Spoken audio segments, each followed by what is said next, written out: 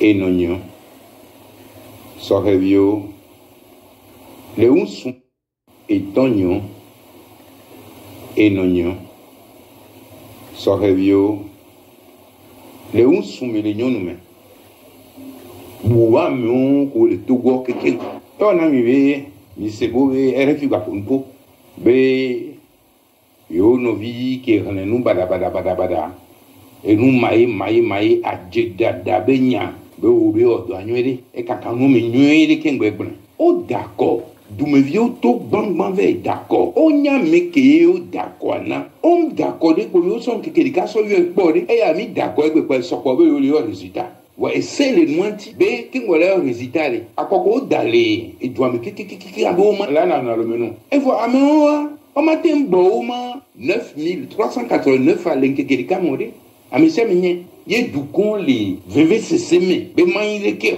kwa vo me kwa ni se be RFI be Macron reconnaître le Jamani président reconnaître le Union européenne be nkono to ta reconnaître le ye mu so téléphone yu ameke gbonya fi opo mo lo ebe ke o ti le kai yo me le signaler que so dugan gbo ya yin to yo lo me de ale bio sebede e amegame gon lo ma di pepe do damia e lo me do le to ne be yo o ma do bi o la so de mais e no to gbere ne dugan d'asido diare mon le de over na o ma le e va na comme dépêche d'agence e o la so do e journaliste o so na to e ya o ma le lo me après on va vérifier nyoele ke gbere ma ko mtanya nyao ameo ga hosemi de colonisation de gamin o benga de colonisation de gamin togo viyo ko mu ma bulu ere amonya nu le wa me o ma wale lo me do we ke so do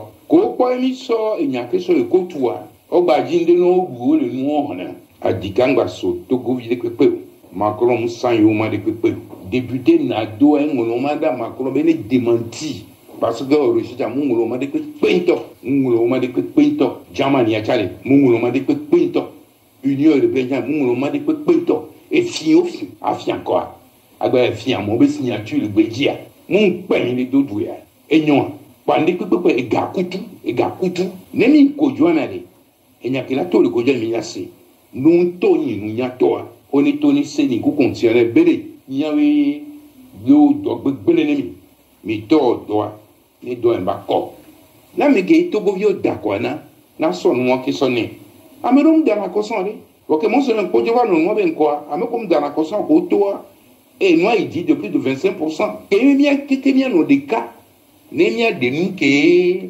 et moi de qu'on a pour les nianti ye les deux VVCC ne doit les ou à métafu politique les fifi bon ma bolon wa mia we de cas ame ko gbe ame ko ko do ko pro et moi de ka ko jura do o d'accord ne ko jo be candidat ame se mia le kigame ba imbe madu azia me no video me ajiganga so me de koko non to ni nu yan to on est dans le nyom me po mun no npenkele nkogbona elolo eti am yo du me vie ko on cité ne gamen so ni mi de gbe no pare no cité ni kekele ka nyom ba von bien no sincere mi se ba no sincere pour wa ngba lo me na we nu lo mi ngbo mi ko lo wa mai me o mu ya fi de pepe to ni to ni mi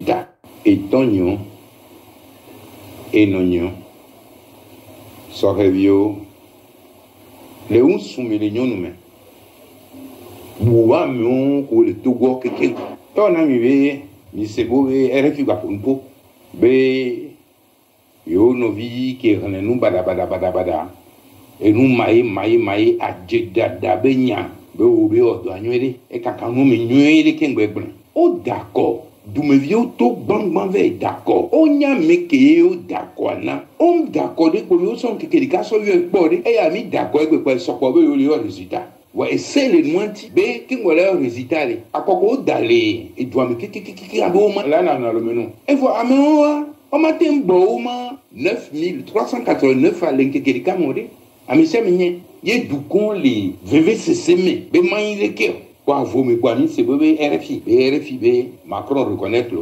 Jamani, le président reconnaître le. L'Union européenne, même qu'on doit reconnaître le. Il y a un sort téléphone, il y a un mec qui est bon. Fier, bon, mon le. Eh bien, qu'il y a eu des cas, il y a eu signalé quelque chose. Et Dougan, bois. Il y a eu le milieu de la CBD. Et à mes gars, on m'a dit que peu de damien. Et le milieu de l'état, on m'a dit, la sorte. Mais et nous tombés ne Dougan d'acido diaré. Mon le de ouvert on a au moins le. Et voilà comme dépêche d'agence. Et on la sort d'or, et journaliste au sort on a tort. Et à au moins le lumi. Après on va vérifier. Et vérifier, il y a les Québécois. Ma pomme, tiens, yao. À mes regards, j'ai mis de colonisation des gamins. Au même la colonisation des gamins, Togo vieux que comme il m'a boulé à mon yan le wame. Au moment allez. L'homme de haut, elle est sur l'odeur. Quand il sort, il n'y a que sur le côtoir. Au badin de nos bouts, le noir, a dit qu'un garçon, Togo vide que peu. Macron, sans yoma de peu. Député Nado, un monomada, Macron, ben est démenti. Parce que le chita, mon monomada de pinto. Mon monomada de pinto. Jamani a chale, mon monomada de pinto. Union européenne, mon monomada de pinto. Et fio, affien quoi. Agba fien, mon be signature, le bédia. Mon pain, les deux douilles. Et non, pendant que et gakutu, nemi kojoana de, et n'y a que la tole kojoana miase, nous toni, nous y a toi, on est toni séni, qu'on contient belé, il y avait deux belé nemi, mais toi, les doigts en bas corps. Là, mais que to govio d'aquana, na son moi qui sonne. Amelum dans la cosson, ok, mon son kojoana, non, ben quoi, amel comme dans la cosson, toi, et moi, il dit de plus de 25%, et bien, qui était bien au cas. Nemia de nous que et moi de qu'on a pour les nianti y les deux VVCC ne doit les ou à métafou politique les fifi bon ma bon wa mimia wedika ameko gbe ameko kolon do ko pro et moi de ko jura do o da kwa ne ko jo be candidat amese nya le kigame ba yimbe madu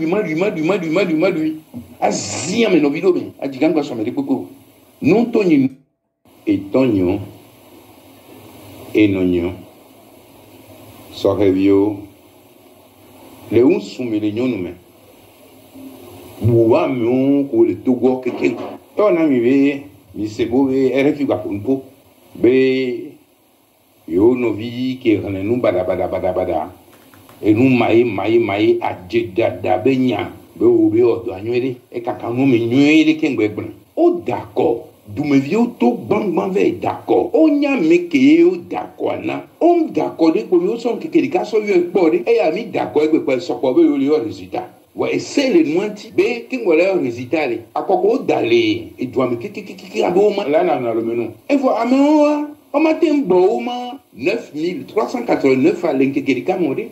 Ami se menye ye du kon les VVCC me be man le ke. Quoi, vous me quoi, c'est RFI, Macron reconnaître le. Jamani, le président reconnaître le. L'Union européenne, même qu'on doit reconnaître le. Il y a un sort téléphone, il y a un mec qui est bon. Fier, bon, mon le. Eh bien, qu'il y a eu des cas, il y a eu signalé quelque chose.